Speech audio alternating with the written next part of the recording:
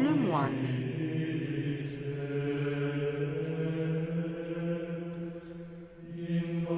Matthew Gregory Lewis.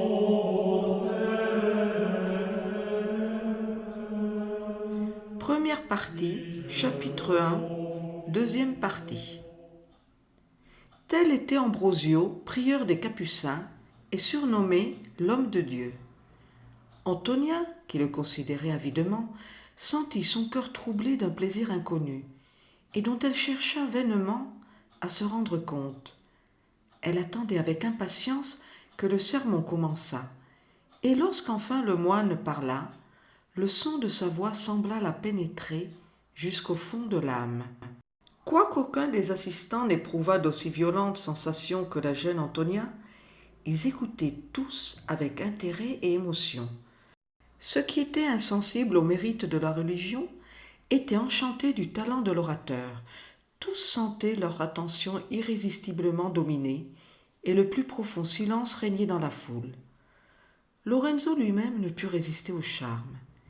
Il oublia qu'Antonia était assise près de lui, et n'eut plus d'oreille que pour le prédicateur. Dans un langage nerveux, clair et simple, le moine développa les beautés de la religion. Il donna de certains passages obscurs des Saintes Écritures une explication qui entraîna la conviction générale.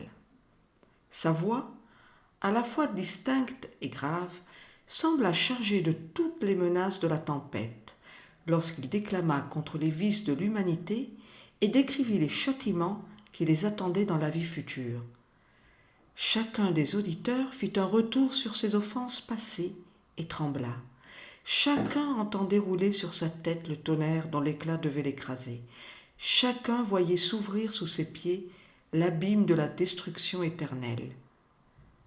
Mais lorsqu'Ambrosio, changeant de thème, célébra le mérite d'une conscience sans tache, le glorieux avenir promis aux âmes exemptes de reproches et la récompense qui lui était réservée dans les régions de la gloire infinie, les assistants sentirent peu à peu se relever leurs esprits abattus. Ils se jetèrent avec confiance aux pieds miséricordieux de leur juge. Ils s'attachèrent avec joie aux paroles consolantes du prédicateur, et cette voix sonore répandant sur eux sa mélodie les transporta dans ces contrées heureuses qu'ils peignaient à leur imagination sous des couleurs si vives et si brillantes. Le sermon était fort étendu. Cependant, lorsqu'il fut terminé, les auditeurs regrettèrent qu'il n'eût pas duré plus longtemps. Quoique le moine eût cessé de parler, un silence d'admiration régnait encore dans l'église. À la fin, le charme s'étant dissipé par degrés, l'enthousiasme se manifesta hautement. Ambrosio descendait de la chaire. On l'entoura, on le combla de bénédictions, on tomba à ses pieds, on baisa le bord de sa robe. Il passa lentement, les mains dévotement croisées sur sa poitrine, jusqu'à la porte qui donnait dans la chapelle du couvent, et où ses moines attendaient son retour. Il monta les marches, et alors, se tournant vers ceux qui le suivaient, il leur adressa quelques mots de reconnaissance et d'exhortation. Comme il parlait, son rosaire, composé de gros grains d'ambre, lui échappa de la main et roula au milieu de la multitude. Elle s'en saisit avec avidité et se le partagea immédiatement. Tous ceux qui purent en avoir un grain le conservèrent comme une précieuse relique. Et quand c'eût été le chapelet du 3 fois béni saint François lui-même, on ne se le serait pas disputé avec plus d'ardeur. Le prieur sourit de leur empressement, et leur ayant donné sa bénédiction, il quitta l'église. L'humilité était sur tous ses traits. Était-elle aussi dans son cœur? Antonia le suivit des yeux avec anxiété. Il lui sembla, quand la porte se referma sur lui, qu'elle venait de perdre un être essentiel à son bonheur. Une larme roula en silence sur sa joue. « Il est séparé du monde, se dit-elle, peut-être ne le verrai-je plus. » Comme elle essuyait cette larme, Lorenzo remarqua son mouvement. « Êtes-vous contente de notre prédicateur, dit-il, ou pensez-vous que Madrid élève trop haut son talent ?» Le cœur d'Antonia était si plein d'admiration pour le moine qu'elle saisit avidement l'occasion de parler de lui. D'ailleurs, Ne considérant plus Lorenzo précisément comme un étranger, elle se sentait moins embarrassée par son extrême timidité. « Oh, il dépasse de beaucoup mon attente, répondit-elle. Jusqu'ici, je n'avais aucune idée du pouvoir de l'éloquence. Mais tandis qu'il parlait, sa voix m'a inspiré tant d'intérêt, tant d'estime, je dirais presque tant d'affection pour lui, que je suis moi-même étonnée de la vivacité de mes sentiments. » Lorenzo sourit de la force de ses expressions. « Vous êtes jeune et vous débutez dans la vie, dit-il. Votre cœur, neuf au monde, et plein de chaleur et de sensibilité, reçoit avidement ses premières impressions. Sans artifice vous-même, vous ne soupçonnez pas les autres d'imposture et, voyant le monde à travers le prisme de votre innocence et de votre sincérité, vous vous imaginez que tout ce qui vous entoure mérite votre confiance et votre estime. Quel malheur que de si riantes visions doivent bientôt se dissiper. Quel malheur qu'il vous faille bientôt découvrir la bassesse du genre humain et vous garder de vos semblables comme d'autant d'ennemis. » « Hélas, Seigneur, répondit Antonia, les infortunes de mes parents ne m'ont déjà fourni que trop d'exemples attristants de la perfidie du monde. Mais assurément, cette fois, la chaleur de la sympathie ne peut m'avoir trompé. » « Cette fois, je reconnais que non. La réputation d'Ambrosio est tout à fait sans reproche, et un homme qui a passé toute sa vie entre les murs d'un couvent ne peut avoir trouvé l'occasion de mal faire, quand même son penchant l'y pousserait. Mais à présent que le devoir de sa position vont l'obliger d'entrer de temps à autre dans le monde et de jeter sur la voie de la tentation, c'est à présent qu'il aura à montrer sa vertu dans tout son éclat. L'épreuve est dangereuse. Il est précisément à cette époque de la vie où les passions sont les plus violentes, le plus indoptées, le plus despotiques. Sa réputation le désignera aux séductions comme une victime illustre. La nouveauté ajoutera ses charmes aux entraînements du plaisir, et les talents mêmes dont la nature l'a doué contribueront à sa ruine, en lui facilitant les moyens de satisfaire ses désirs. Bien peu de gens reviendraient vainqueurs d'une lutte si périlleuse. Oh, si restreint qu'en soit le nombre, Ambrosio en sera certainement. Je n'en doute pas non plus. Sous tous les rapports, il fait exception parmi les hommes, et l'envie chercherait en vain une tache sur sa réputation. Vous me ravissez, Seigneur, en me donnant cette assurance. Elle m'encourage à m'abandonner à la prévention favorable qu'il m'inspire, et vous ne savez pas quelle peine j'aurais eu à réprimer ce sentiment. Ah, très cher tante, engagez ma mère à le choisir pour notre confesseur. Moi, l'y engager, répliqua Leonela. Je vous promets que je n'en ferai rien. Je ne l'aime pas du tout, votre Ambrosio. Il a une mine sévère qui m'a fait trembler de la tête aux pieds. S'il était mon confesseur, je n'aurais jamais le courage de lui avouer la moitié de mes peccadilles, et alors je serais dans une jolie position. Je n'ai jamais vu mortel avoir l'air si rigide, et j'espère bien ne pas voir son pareil de ma vie. Son portrait du diable, Dieu nous bénisse, a failli me rendre folle de frayeur, et quand il a parlé des pécheurs, on eût dit qu'il allait les manger. Vous avez raison, Señora, repartit don Cristobal. Trop de sévérité est, dit-on, le seul défaut d'Ambrosio. Exempt lui-même des humaines faiblesses, il n'est point assez indulgent pour celles des autres, et, bien que strictement juste et impartial dans ses décisions, son administration a déjà fourni des preuves de son inflexibilité. Mais la foule est presque dissipée.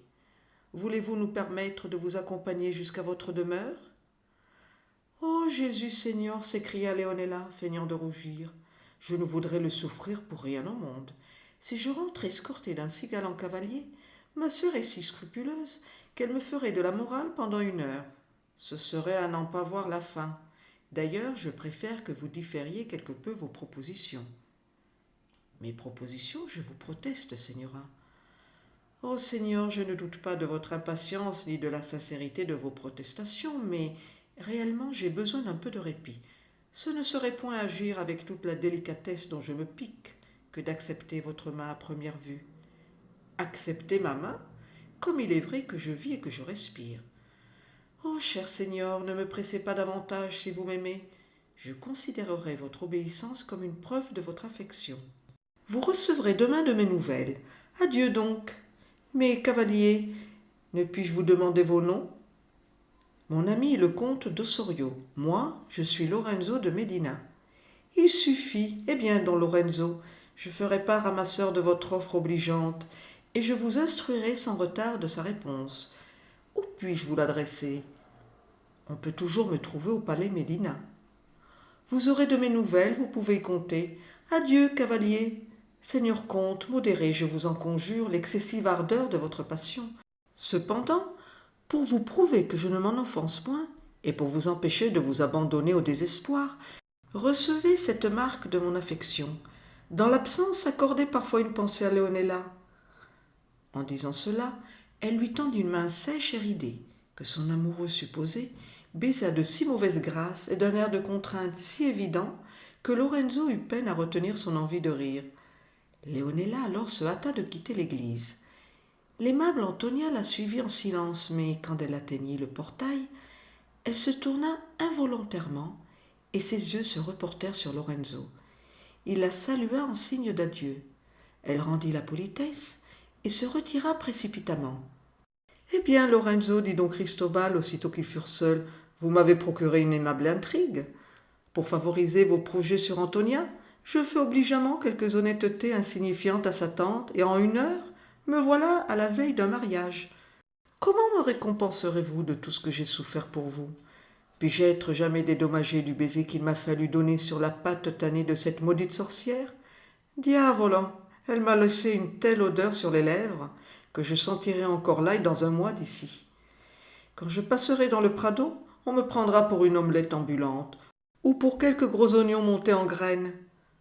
Je confesse, mon pauvre comte, répliqua Lorenzo, que votre service n'a pas été sans danger. Pourtant, je suis si loin de le croire au-dessus de vos forces, que je vous prierai probablement de ne pas renoncer si tôt à vos amours. Je conclus de cette demande que la petite Antonia a fait quelque impression sur vous. Je ne puis vous exprimer à quel point elle m'a charmé. Depuis la mort de mon père, mon oncle, le duc de Médina, m'a témoigné son désir de me voir mariée. Jusqu'ici, j'ai fermé l'oreille à toutes ces suggestions et j'ai refusé de les comprendre. Mais ce que j'ai vu ce soir... Eh bien, qu'avez-vous vu ce soir? Sérieusement, don Lorenzo, vous n'êtes pas assez fou pour songer à faire votre femme de la petite fille du cordonnier le plus honnête et le plus laborieux de Cordoue. Vous oubliez qu'elle est aussi la petite fille de feu le marquis de la Cisternas, mais, sans discuter la naissance et les titres, je puis vous assurer que je n'ai jamais vu de femme aussi intéressante qu'Antonia. C'est fort possible, mais vous ne pouvez pas avoir l'intention de l'épouser. Pourquoi non, mon cher comte? J'aurai assez de fortune pour nous deux, et vous savez que mon oncle est sans préjugés sur cet article. D'après ce que je sais de Raimondo de la Cisternas, je suis certain qu'il reconnaîtra sans difficulté Antonia pour sa nièce. Sa naissance ne pourra donc être un obstacle à ce que je demande de sa main. Je serais un misérable si je songeais à la séduire sans l'épouser, car en vérité, elle semble posséder toutes les qualités que je puis souhaiter dans une femme. Jeune, aimable, douce, intelligente. Intelligente? Elle n'a pas dit autre chose que oui et non. Guère plus, j'en conviens, mais c'était toujours si à propos. Réellement, je vous rends les armes, voilà un véritable argument d'amoureux, et je n'ose discuter plus longtemps avec un si profond casuiste. Si nous allions à la comédie, cela m'est impossible, je ne suis arrivé que d'hier soir à Madrid, et je n'ai pas encore vu ma sœur. Vous savez que son couvent est dans cette rue, et je m'y rendais lorsque j'ai été détourné par la curiosité de savoir la cause de l'affluence qui se portait vers l'église. Je vais maintenant suivre ma première idée, et probablement je passerai la soirée avec ma sœur à la grille du parloir. Votre sœur est dans un couvent, dites-vous? Oh, c'est vrai, je l'avais oublié. Et comment va Doña Inès? Je m'étonne, don Lorenzo, que vous ayez pu penser à claquemurer dans un cloître une si charmante fille. Moi, don Cristobal? Pouvez-vous me soupçonner d'une telle barbarie? Vous savez que c'est de son propre gré qu'elle a pris le voile, et que des circonstances particulières lui ont fait désirer de se retirer du monde. J'ai usé de tous les moyens qui étaient en mon pouvoir pour la détourner de cette résolution. Mes efforts ont été vains et j'ai perdu une sœur. Vous ne vous en êtes pas trouvé plus mal. Il me semble, Lorenzo, que vous avez dû considérablement gagner à cette perte. Si j'ai bonne mémoire, Doña Inès avait pour sa part 10 000 piastres, dont la moitié a dû revenir à votre seigneurie. Par Saint-Iago, je voudrais avoir 50 sœurs de la même catégorie.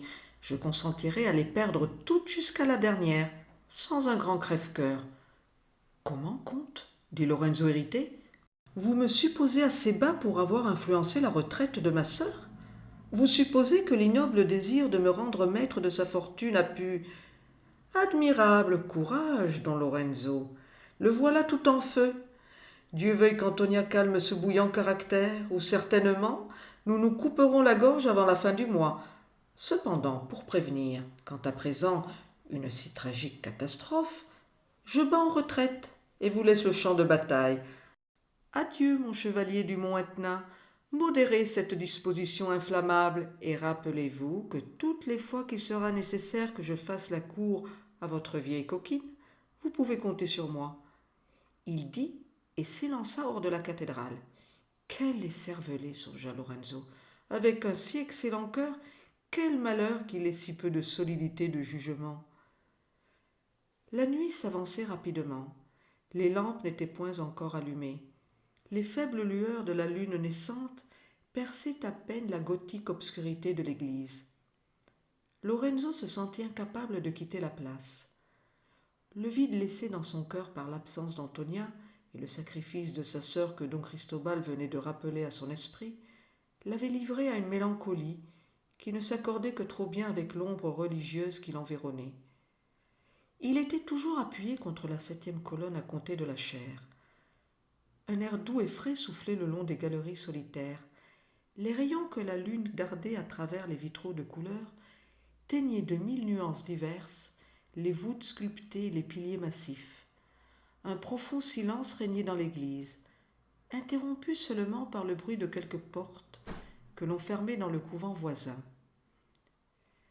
Le calme de l'heure et la solitude du lieu contribuèrent à nourrir la disposition mélancolique de Lorenzo.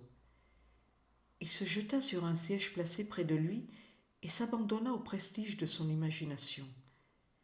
Il pensa à son union avec Antonia, il pensa aux obstacles que pourraient rencontrer ses désirs, et une foule de visions changeantes lui passèrent devant l'esprit, tristes il est vrai, mais non pénibles. Insensiblement le sommeil s'empara de lui, et le cadre solennel de ses idées dans l'état de veille continua pour quelques instants d'influencer ses rêves. Il se croyait toujours dans l'église des Capucins, mais elle n'était plus sombre ni solitaire. Une multitude de lampes d'argent suspendues aux voûtes répandait à flots la lumière. Accompagné d'un chœur ravissant de voix lointaines, l'orgue emplissait l'église de mélodies. L'autel semblait décoré pour quelque grande fête. Une compagnie brillante se tenait alentour, et Antonia était auprès, vêtue de blanc comme une fiancée, et rougissant avec tout le charme de sa pudeur virginale. Partagé entre l'espoir et la crainte, Lorenzo contemplait cette scène. Soudain, la porte qui conduisait au couvent s'ouvrit, et il vit s'avancer, suivi d'un long cortège de moines, le prédicateur qu'il venait d'écouter avec tant d'admiration. Le prieur imaginaire s'approcha d'Antonia. « Et où est le fiancé » demanda-t-il. Antonia sembla regarder dans l'église avec anxiété. Involontairement, le jeune homme fit quelques pas hors de sa cachette. Elle le vit, et sa joue se colora de plaisir. D'un geste gracieux, elle l'invita à avancer. Il ne désobéit pas à cet ordre. Il vola vers elle et tomba à ses pieds. Elle recula un instant, puis le regardant avec une joie inexprimable. « Oui, s'écria-t-elle, mon fiancé, l'époux qui m'est destiné. » Elle dit, et s'empressait de se jeter dans les bras de Lorenzo, mais avant qu'il eût le temps de les recevoir, un inconnu s'élança entre eux. Sa taille était gigantesque, son teint basané, ses yeux féroces et terribles. Sa bouche soufflait des masses de feu, et sur son front était écrit en caractères lisibles « Orgueil, luxure, inhumanité ». Antonia fit un cri. Le monstre la saisit dans ses bras et, sautant sur l'autel avec elle, la tortura de ses odieuses caresses. Elle s'efforçait en vain de se soustraire à ses embrassements. Lorenzo vola à son secours, mais au moment où il allait l'atteindre, un grand coup de tonnerre se fit entendre. Aussitôt la cathédrale parut s'écrouler en débris. Les moines prirent la fuite avec des cris d'effroi. Les lampes s'éteignirent, l'autel s'abîma, et à sa place parut un gouffre qui vomissait des torrents de flammes. Le monstre y plongea avec un hurlement horrible, et dans sa chute il essaya d'entraîner Antonia. Ses efforts furent vains. Animée d'une vigueur surnaturelle, elle se dégagea enfin de l'étreinte du monstre. Mais il lui avait arraché sa blanche robe. Aussitôt chacune de ses épaules déploya une aile resplendissante. Elle prit son essor et tout en s'élevant, elle cria à Lorenzo « Ami, nous nous reverrons là-haut !» Au même instant, la voûte de la cathédrale s'ouvrit. Des voix harmonieuses montèrent aux cieux et la gloire où Antonia était reçue se composait de rayons si éblouissants que Lorenzo ne put en soutenir l'éclat. Sa vue s'obscurcit et il tomba par terre. Quand il s'éveilla, il se trouva effectivement étendu sur le pavé de l'église. Elle était éclairée et le chant des hymnes s'entendait à distance.